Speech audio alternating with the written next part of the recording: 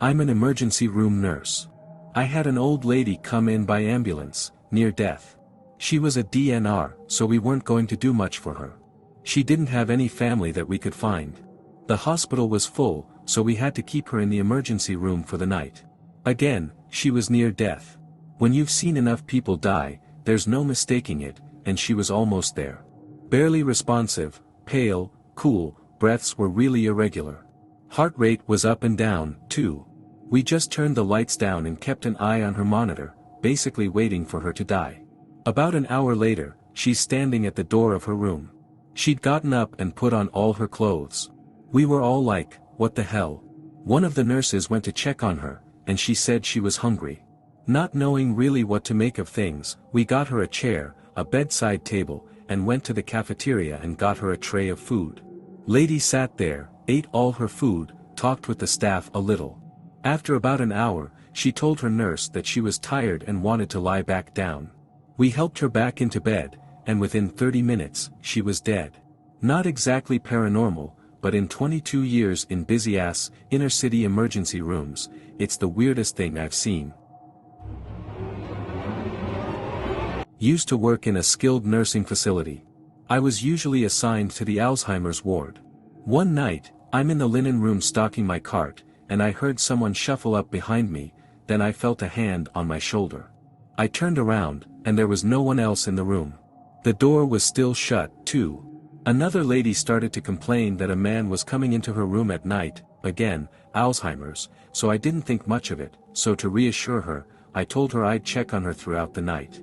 She complained of this man every night for 2 more weeks when I asked her to describe him to me.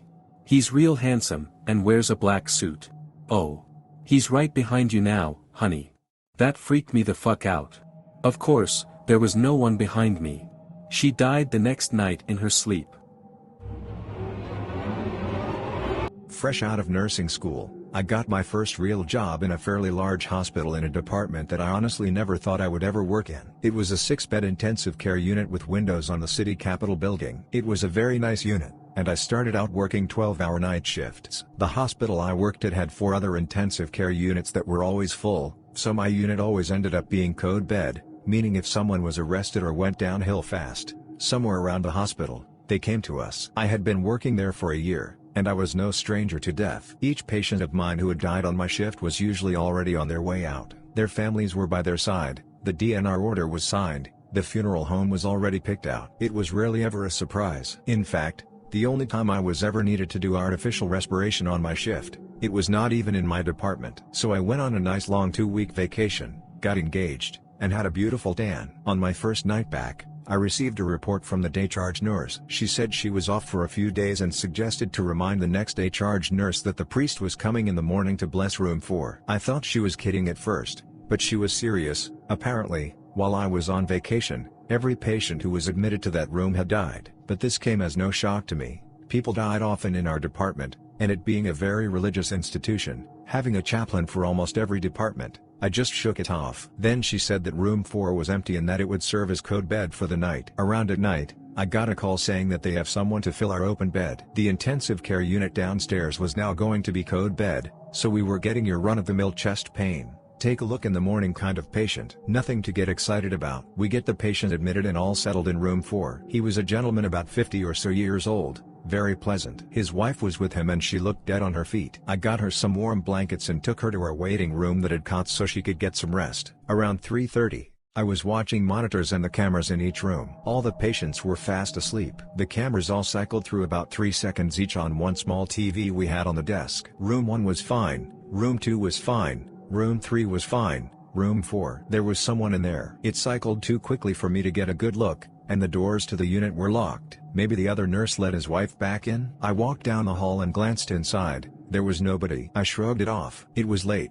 I was tired. I was probably just seeing things. I went back to the desk and continued watching the screen. Room 1, room 2, room 3, room 4. I was not imagining anything. There was someone in room 4. The person was standing in the corner by the window, their figure completely draped in shadow. I could not move my body. It cycled through again. This time it was closer to the patient's bed, by maybe 2 or 3 feet. The hair stood straight up on my neck. The next time it cycled through, it was even closer. It stood in the light coming from the hallway, But despite the light, it was still shrouded in darkness. It cycled through again, and it was right next to the bed. My heart started pounding, and I could barely squeak to the nurse on the other end of the desk. As soon as my words formed and I was able to make some kind of noise to get her attention, the alarm on the monitor went off, signaling that the patient had cardiac arrested. The overhead system came on. A card is needed in CCU room 4. People poured into the department: doctors, nurses, pharmacists, respiratory therapists. They all rushed into the room,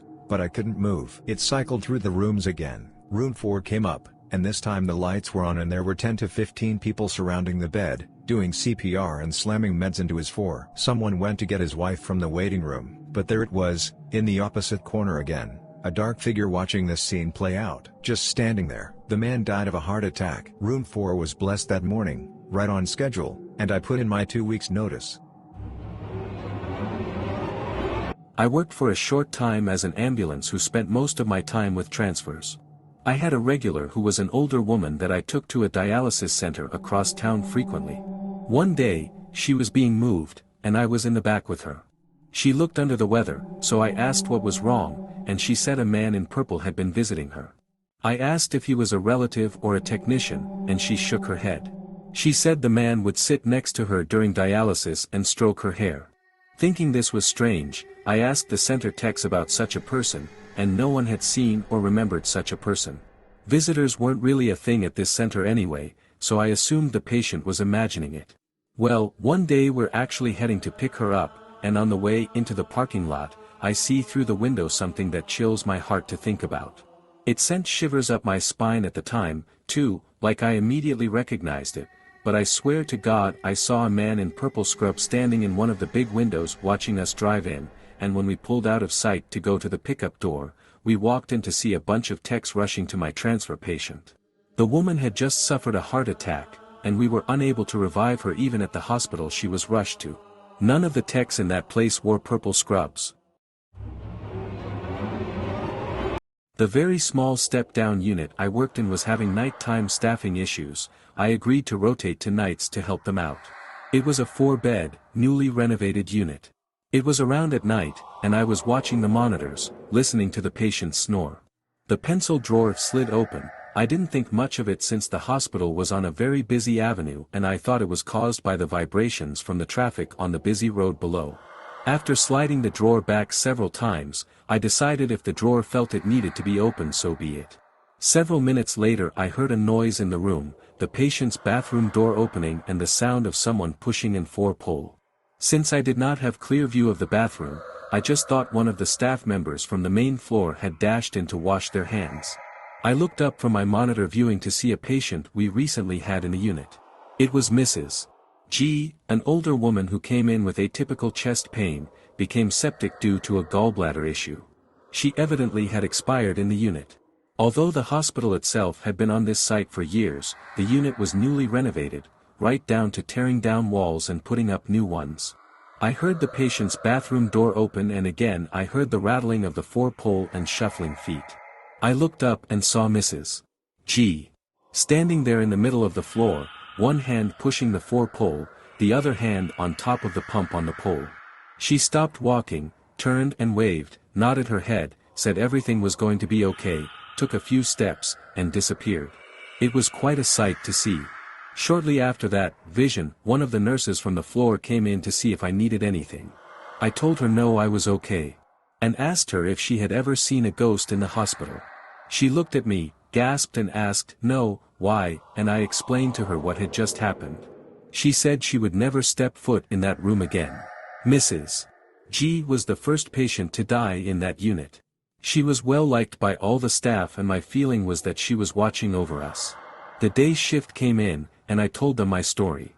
They weren't surprised.